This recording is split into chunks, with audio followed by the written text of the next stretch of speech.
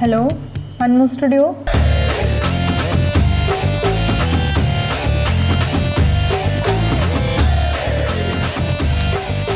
നമ്മുടേത് cinematic making ആണ്. മന്മു സ്റ്റുഡിയോന്റെ പ്രത്യേകത അതാണ്.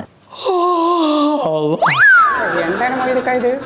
നമ്മൾ ഫോട്ടോ എടുക്കാൻ ഇരിക്കുന്നതാണ്. അപ്പൊ ഈ ഉറക്കമൊക്കെ കളഞ്ഞിട്ട് നല്ല നേരായി മന്മത വന്ന് കുത്തിരിക്കുന്നത് പള്ള വായിക്കണേ. നിങ്ങൾ കാര്യം ചെയ്യ്, കുറച്ച് വായു കളഞ്ഞ്. വായു ഒക്കെ ഇവിടുന്ന് കളയാൻ പറ്റുമോ?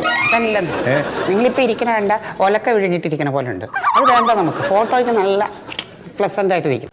അയ്യോ, സാറിന് നേരിട്ടൊന്നും കാണാൻ പറ്റില്ല. ഞാൻ പറഞ്ഞില്ലേ, വളരെ ബിസി ആയിട്ടുള്ള ഒരു ഫോട്ടോഗ്രാഫറാണ് സാറ്.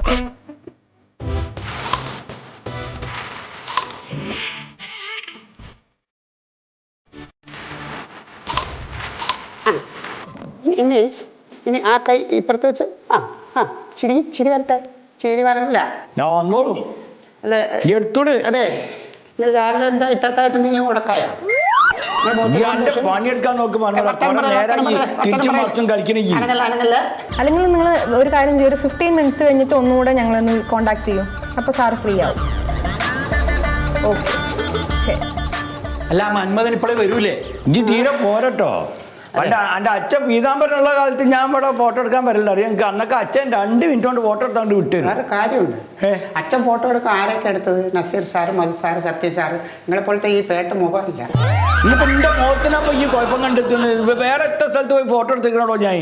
പല സ്റ്റുഡിയോക്കാരുണ്ട്, വെറുതെ ഇങ്ങനെ അടിക്കും. പക്ഷെ അങ്ങനെ അടിച്ചിട്ട് കാര്യമില്ല. സാറ് ഭയങ്കര എഫിഷ്യന്റ് ആയിട്ട് ലൈറ്റും കാര്യങ്ങളൊക്കെ നോക്കിയിട്ട് മാത്രമേ ഫോട്ടോ എടുക്കുള്ളൂ. അപ്പൊ അതിന് ടൈം എടുക്കും. അല്ല, ഇതൊക്കെ പതിഞ്ഞില്ല അതിൻ്റെ അകത്ത്. എല്ലാം പതിഞ്ഞില്ലേ? നല്ല നോക്കി പറഞ്ഞ് എടുക്കണം. അതെ, നിങ്ങളുടെ കുടുംബത്തിലെ ബാക്കി എല്ലാവരും നല്ല മെനയാണല്ലോ. നിങ്ങളെന്ത് ഇങ്ങനെ ആയിപ്പോയ അവളെ വിഴിഞ്ഞ പോലത്തെ ഇരിപ്പ ഫോട്ടോ? അതൊക്കെ എനിക്ക് തോന്നുകയാണ്. എന്റെ ഫോട്ടോ എടുത്തിട്ട് ആര് എന്തായാലും കണ്ടിട്ട് ആയുസിന്റെ കൂടെ ഇറങ്ങി പുറപ്പെട്ട എനിക്ക് 6 കുട്ടികളുണ്ടായിരുന്നു. അതാണ് ഞങ്ങൾക്ക് ഒരപത്ത് ആർക്കും പറ്റും.